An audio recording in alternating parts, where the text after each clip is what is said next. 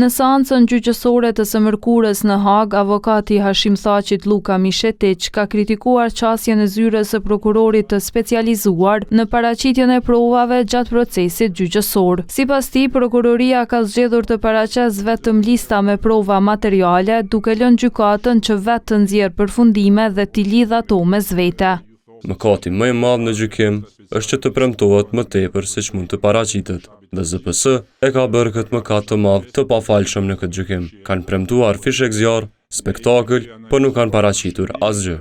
Mishetiq tha se ZPS-ja i kuptoi boshllëqet që kishte në javën e fundit kur mbrojtja paraqiti provat dhe tani ajo po ndryshon paraqitjen e provave për të mbushur bllloqet. Ai deklaroi se nuk ekziston asnjë provë që e lidh Thaqin me autorizmin apo përgatitjen e komunikatës 59 të UÇK-s të vitit 1998, ku Ganigeci shpallet radhëtar.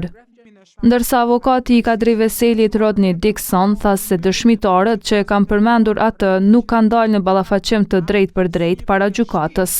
Po ju tregoj një videoklip të dëshmitarit 4760, ku po jepte një intervistë për ZPS dhe tha që Kinse kishte dëgjuar një histori prej dikujt që klienti im ishte i përfshirë. Ky është thashë themi pastër, sepse vetë burimi nuk ka qenë këtu të merrej në pyetje. Jeffrey Roberts, i cili përfaqëson Recep Selimin, tha se klienti i tij duhet të shpallet i pafajshëm pasi prokuroria nuk ka asnjë provë për fajësinë e tij.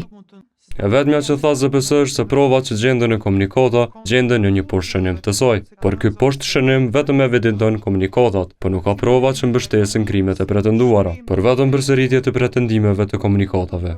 I bindur se klienti i tij do të shpallet i pafajshëm ishte edhe avokati Jakub Krasniqit, Aidin Ellis. Sipas tij, për kontributin për ndërmarrje të përbashkët kriminale, përgjegjësia duhet të identifikohet individualisht, në të kundërtën i bie që i gjithë rasti është kundër shtabit të përgjithshëm e jo ndaj 4 të akuzuarve.